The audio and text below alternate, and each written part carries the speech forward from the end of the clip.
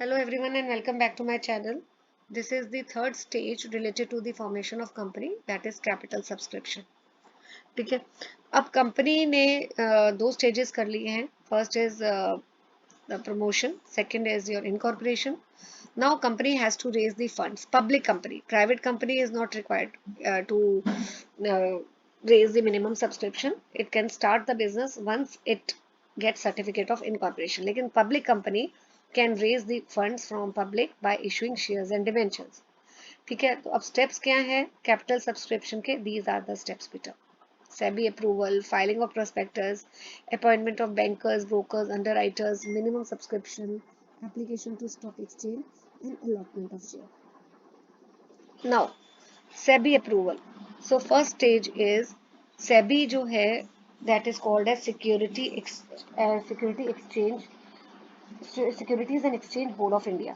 ठीक है, तो सेबी की अप्रूवल, सेबी जो है वो रेगुलेट क्या करता है? Capital market of India. तो public company is required to take approval from SEBI before it issues और invite the public to subscribe to shares debentures. बहुत इंपॉर्टेंट है कि पब्लिक कंपनी को सेबी की अप्रूवल की जरूरत है, right. And why the approval is required? It is necessary for protecting the interest of the investor, right. तो इसलिए पहले सेबी की अप्रूवल की रिक्वायरमेंट है. अगर कंपनी ने फंड्स रेज करने हैं तो कंपनी को ज़रूरत है कि वो पहले सेबी से अप्रूवल ले कि it can do so and invite the public to subscribe for it shares and debentures. Next है फाइलिंग ऑफ प्रोस्पेक्टस. अब प्रोस्पेक्टस क्या है? कोई भी डॉक्यूमेंट्स जिसके थ्रू कंपनी जो है इनवाइट करती है पब्लिक को कि वो पब्लिक आकर कंपनी के शेयर्स और डिवेंचर्स को खरीदे. तो सेकंड स्टेज है filing of the prospectus, right.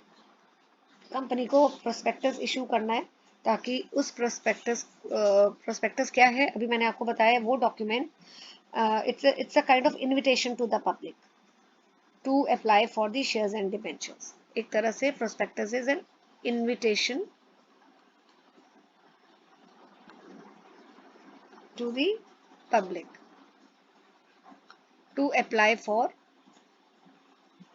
Shares and debentures of the company. ठीक है, तो कंपनी को प्रोस्पेक्टस फाइल करना होता है. देन थर्ड स्टेप है बैंकर्स अपॉइंट करने हैं, ब्रोकर्स अपॉइंट करने हैं और अंडरराइटर्स अपॉइंट करने हैं. बैंकर्स कौन है? जो एप्लीकेशन मनी, अब देखिए कोई भी लोग जो है वो शेयर्स जब अप्लाई करेंगे तो कंपनी को क्या मिलेगी? Application money. तो बैंकर्स जो है वो एप्लीकेशन मनी रिसीव करेंगे. ब्रोकर्स क्या करते हैं? वो लोगों को इनकरेज करते हैं कि कंपनी के शेयर्स अप्लाई करें. और अंडरराइटर्स कौन होते हैं? हु बाइज दी. अब देखो कई बार पब्लिक अगर नहीं अप्लाई कर रही है शेयर्स, तो उस केस में जो अंडरटेकर्स होते हैं वो रिस्पॉन्सिबिलिटी ले लेते हैं कि अभी हम खरीद लेते हैं. अगर लोग नहीं खरीद रहे आपके शेयर्स तो हम आपके शेयर्स खरीद लेंगे और बदले में उनको क्या मिलती है? कमीशन मिलती है. So underwriters are the person who buys the shares if they are not subscribed by the public. तो they receive a commission for underwriting.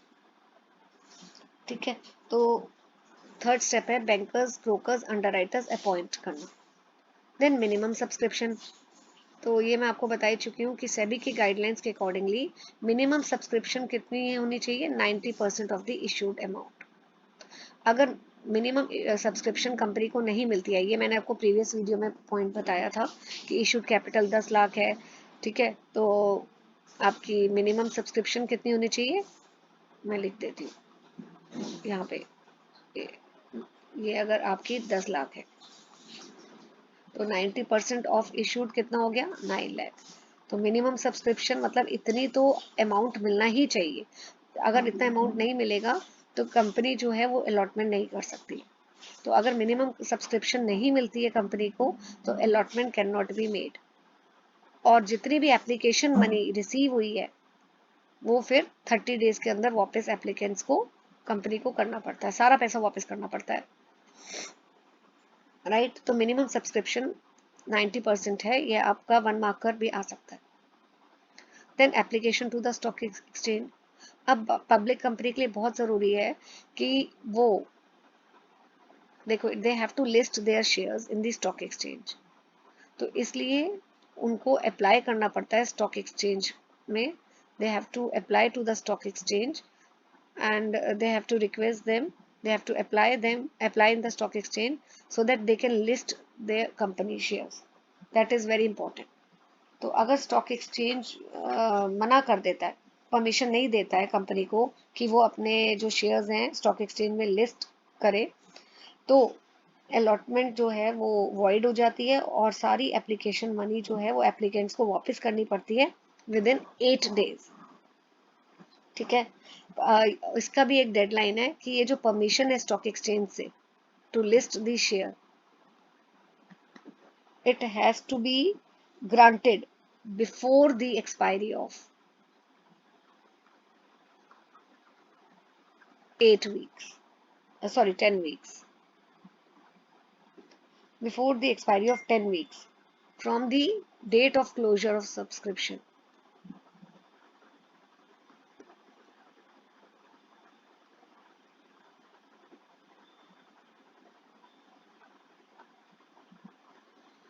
ठीक है. तो अगर आपने कंपनी ने सपोज अप्लाई, ये देखिए, अगर कंपनी को ये परमिशन नहीं मिल रही है स्टॉक एक्सचेंज से, तो कंपनी को सारा एप्लीकेशन मनी जो पहले मिला हुआ है वो वापस एप्लीकेंट्स को करना पड़ेगा कंपनी को within 8 days. Now last step is allotment of shares. Allotment of shares का मतलब है acceptance of the shares applied. So उस केस में शेयर्स जो है वो अलॉटमेंट लेटर्स हम शेयर होल्डर्स को दे देते हैं और शेयर होल्डर्स का नाम जो है it has to be submitted to the registrar. Right. So these are the steps related to the capital subscription, right?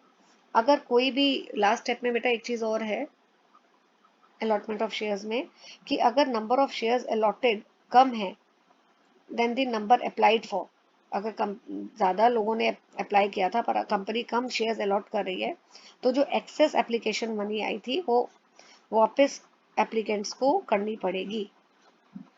Right. And the last step is your commencement of business.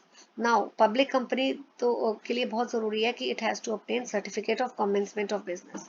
Private company तो अपना काम शुरू कर सकती है once it receive certificate of incorporation, that is after the second stage. But public company has to obtain the certificate of commencement of business to start the business. And the following documents have to be filled with the registrar. तभी registrar जो है वो certificate of commencement of business certificate issue करेगा. पहला ये कि declaration कि 90% जो है of the issued amount has been subscribed, कि मिनिमम सब्सक्रिप्शन रिसीव्ड हो गई है. Second, that declaration that all directors have paid in cash in respect of allotment of shares made to them. Third, statutory declaration that the above requirements have been completed and must be signed by the director of the company. अब certificate of commencement क्या है? It is issued by the registrar. जब सारे documents he gets satisfied that all documents are verified and he gets satisfied, the registrar gets satisfied that सारे documents जो है वो submit कर दिए. And this is a certificate of commencement of business is a proof that company has a legal right to start the business. Formation of public company is complete once it is granted certificate of commencement of business. ठीक है. important documents जो हैं company के कौन कौन से, ये मैं नेक्स्ट वीडियो में कवर करूंगी. काफी बड़ा टॉपिक है, so I'll be covering in the next video. Now till this particular video I have covered all the stages which are required in the formation of the company. Thank you for watching.